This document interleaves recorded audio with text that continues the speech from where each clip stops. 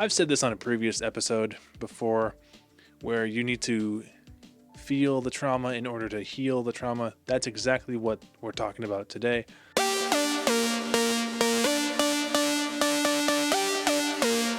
Welcome back to the Juniorman's Podcast. This podcast is here to help you guys navigate life while also helping you guys see the fun sides of life as well. My name is Finn Lawler. I'm your host. Let's jump right in. Now, today's topic, I think, is a little bit more serious. We are going to be talking about navigating the landscape of loss, grief, and moving forward. Now, loss is an inevitable. Try to say that 3 times fast. Loss is an inevitable part of being human, whether it's the death of a loved one, the end of a relationship, the loss of a job, dream, or even sense of self.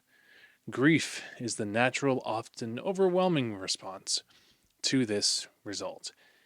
It's a journey no one asks for, but one that almost everyone will experience. That's just the truth in life. And within that journey, there's no right or wrong way to feel, no strict timeline to follow, and no quick fix.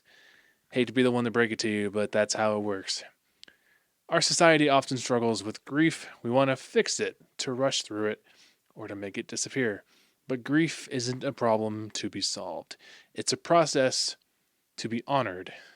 It's the profound echo of love, the pain that we feel because something, someone, or something was very meaningful to us. Let's break down some essential truths and strategies for navigating the landscape of loss. Truth number 1, grief is not linear. Now, right off the bat, I'll just say this. Yes, that is correct. As someone who's been through the process a few times, it's not linear. Some days will be, it's rather than, it being like this, it's like this. And then so get ready for it. So forget the tidy 5 stages you might have heard about. Well, the 5 stages being denial, anger, bargaining, depression, acceptance are a helpful framework.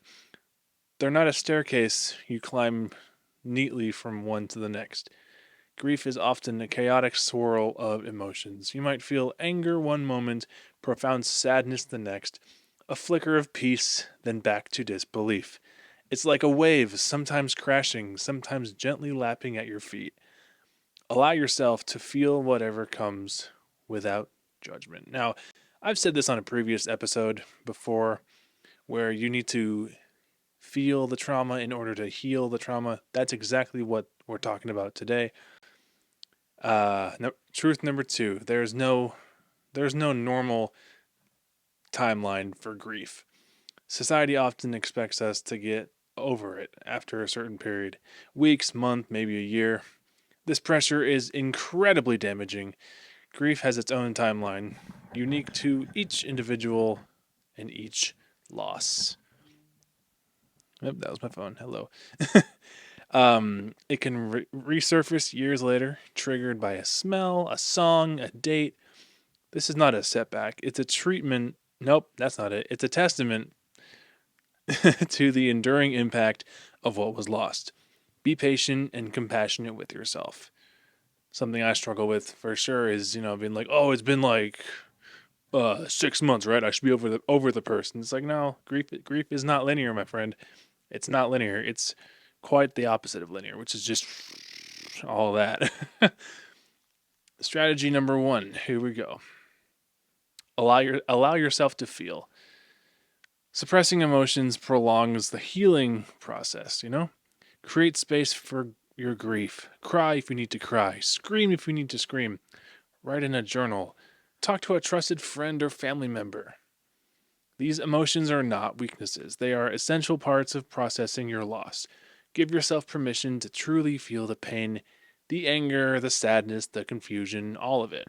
Give yourself permission to feel it. Now, it doesn't matter if someone's saying, oh, you can't cry here. That's stupid. If someone says that, they're not your friend. Anyway, strategy number 2, seek and accept support.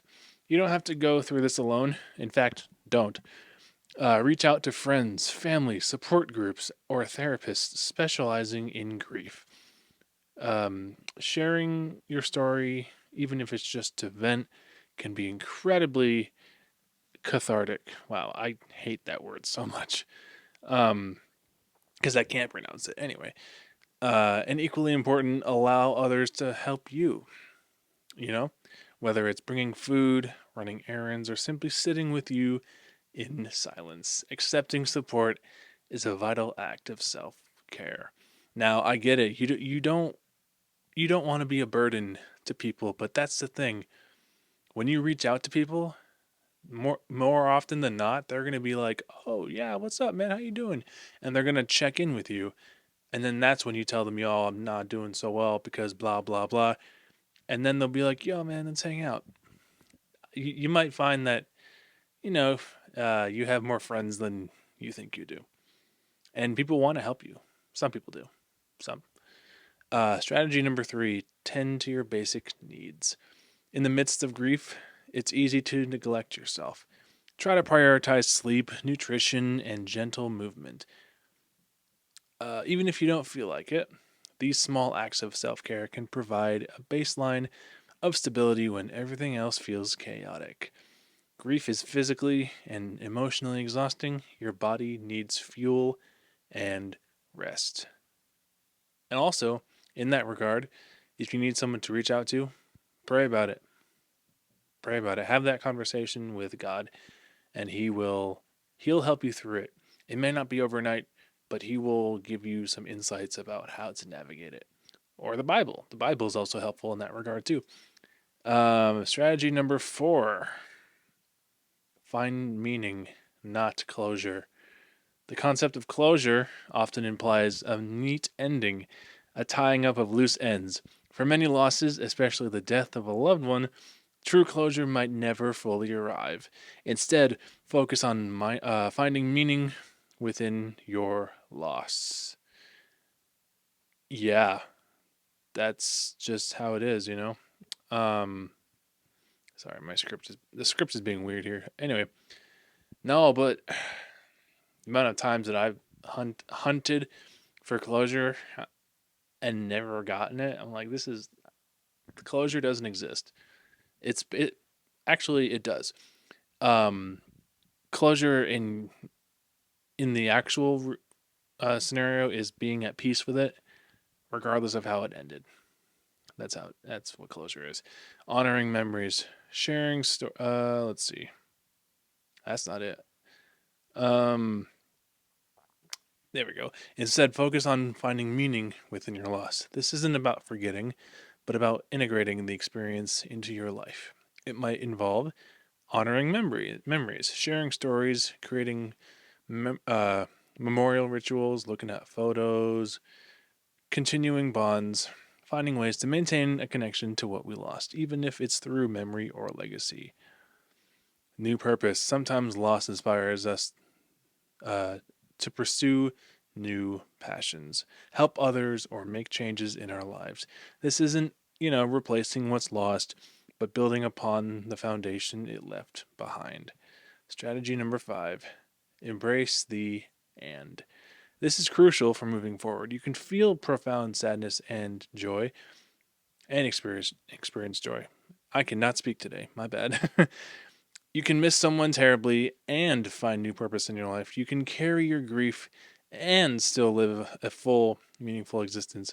Moving forward doesn't mean leaving your loss behind. It means learning to carry it with you in a way that allows you to continue growing.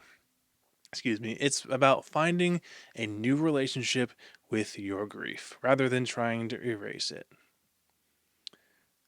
The journey through loss is a profound transformation. It can strip us bare, but it can also reveal incredible resilience, compassion, and a deeper appreciation for life's fragile beauty. There is no finish line, only a continuous unfolding. Be kind to yourself.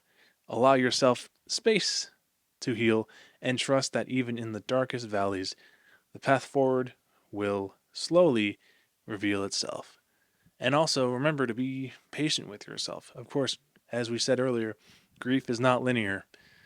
It's this crazy thing that we kind of have to accept and work with rather than try to erase it. Anyway, this has been the Junior Mints Podcast. Thank you guys so much for watching and listening. If you'd enjoyed it, please drop a like, subscribe down below, and we'll see you guys in the next video. Peace.